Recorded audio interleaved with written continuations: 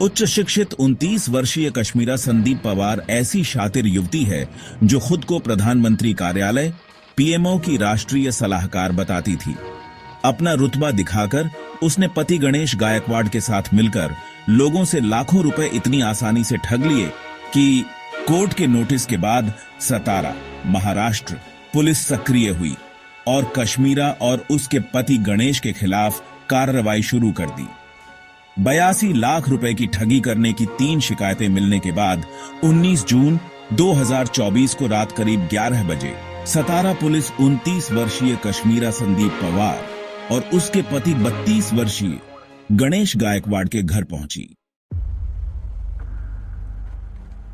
कश्मीरा के बारे में आसपास रहने वाले लोग जानते थे कि वो पीएमओ में अधिकारी है, जहां वह प्रधानमंत्री नरेंद्र मोदी से सीधे बात करती है। वहीं गृहमंत्री अमित शाह के इतने करीब है कि वह उन्हें अंकल कहती है। पुलिस जब उसके घर पहुंची तो जो बात पता चली उससे सभी हैरान रह गए। बात ही कुछ ऐसी थी। पता चला कि कश्मीरा पीएमओ में कोई अफसर नहीं बल्कि एक जालसाज है। अब तक वह अपने पति के साथ मिलकर कई लोगों से लाखों रुपए की ठगी कर चुकी है। प्रधानमंत्री के नाम पर ठगी कोई नई बात नहीं है। पिछले साल भी किरण पटेल नाम के ठग ने अपने आप को आईएएस अफसर बताते हुए पीएमओ से जुड़ा होने की बात कही और अधिकारियों के साथ मीटिंग कर उन पर खूब रौब जमाया था, लेकिन आखिर में उसकी हनक धरी की धरी रह गई। वह पुलिस द्वारा धरा गया और उसे जेल की हवा खानी पड़ी। वहीं संजय शेरपुरिया नाम के एक शातिर ठग ने लोगों से पीएमओ से जुड़ा होने की बात कहकर कारोबारियों, बैंकों व अन्य से करोड़ों रुपए की ठगी की, लेकिन बाद में उसे भी जेल की सलाखों के पीछे जाना पड़ा। 11 दिसंबर 2017 को महाराष्ट्र के एक मराठी अखबार के मुख्य पृष्ठ पर एक खबर छपी थी। इसमें कहा गया था कि महाराष्ट्र के सतारा की रहने वाली एक युवा महिला कश्मीरा संदीप पवार को पीएमओ प्रधानमंत्री कार्यालय ने अपना राष्ट्रीय सलाहकार मनोनीत किया है। कश्मीरा संदीप पवार अब सीधे प्रधानमंत्री नरेंद्र मोदी से बात करके उनके साथ सलाह मशविरा कर सकती हैं। कुछ देर बाद एक मराठी चैनल पर ब्रेकिंग न्यूज चली।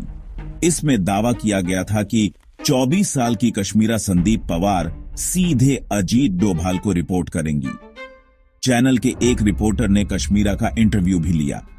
अपने साक्षात्कार में कश्मीरा ने बताया, पीएमओ में नियुक्ति के बाद मैंने सतारा के जिला मजिस्ट्रेट कार्यालय से वीडियो कॉन्फ्रेंसिंग के जरिए राष्ट्रीय सुरक्षा सलाहकार अजीत डोभाल व पीएमओ के शीर्ष अधिकारियों से भी संवाद किया। कश्मीरा ने बताया, मैं पीएमओ से जुड़कर ग्रामीण विकास विभाग में काम करूंगी। साक्षात्कार में कश्मीरा ने यह भी बताया कि उसने केंद्र सरकार के मेक इन इंडिया कार्यक्रम के तहत एक प्रतियोगिता जीता है। इसके लिए उसे राष्ट्रपति के हाथों अवार्ड भी मिला है।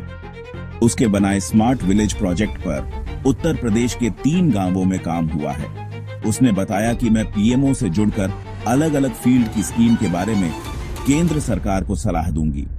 कश्मीरा ने दावा किया कि एमपीएससी का एग्जाम पास कर उसे डिप्टी कलेक्टर पद पर नियुक्ति मिली थी। बाद में उसे पीएमओ से अटैच किया गया।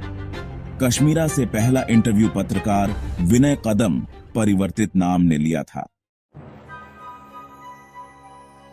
होटल व्यवसायी फिलिप भंबल ने दिसंबर 2022 में सतारा पुलिस में कश्मीरा और गणेश के खिलाफ शिकायत की थी। शिकायत में कहा गया था कि कश्मीरा और गणेश पूरे महाराष्ट्र में लोगों को पीएमओ में नियुक्ति के दस्तावेज और उत्तर प्रदेश, त्रिपुरा, नागालैंड और लोकसभा सचिवालय के टेंडर दिखाकर धोखा दे रहे हैं। इतना ही नहीं, अपनी बात को बल देते हुए फिलिप ने अपनी शिकायत के साथ दस्तावेजों की प्रति भी संलग्न की थी। इस शिकायत की जांच करने के बाद सतारा सिटी पुलिस स्टेशन में 4 जनवरी 2023 को भादंवी की धारा 170 लोक सेवक के रूप में प्रतिरूपण करने के लिए दस्तावेजों का उपयोग करना के अंतर्गत अज्ञात व्यक्ति के खिलाफ रिपोर्ट दर्ज की गई थी। फिलिप के अनुसार जब उसे इस बात की जानकारी हुई कि कश्मीरा और गणेश लोगों के साथ धोखाधड़ी कर रहे हैं, तो उसने जिला कलेक्टर, सतारा पुलिस और पीएमओ में शिकायत दर्ज कराई थी। तारा सिटी थाने के इंस्पेक्टर आर.बी. मस्के ने बताया कि अब तक 3 लोगों ने अपनी शिकायतें दर्ज कराई हैं। आरोप है कि दोनों आरोपियों ने 82 लाख रुपए की धोखाधड़ी उनके साथ की है। इंस्पेक्टर मस्के के अनुसार आगे की जांच के बाद एफआईआर में भादमवी की धारा 420, 465, 468 और 471 को जोड़ा गया। दोनों की संलिप्तता की जांच के साथ ही पीएमओ से बात की गई। इसके साथ ही आरोपियों के बैंक खातों की जांच भी शुरू कर दी। 17 जून 2024 को पुणे के एक व्यवसायी गोरख मराल ने कश्मीरा और उसके पति गणेश के खिलाफ पुणे शहर के बंड गार्डन पुलिस स्टेशन में शिकायत दर्ज कराई थी।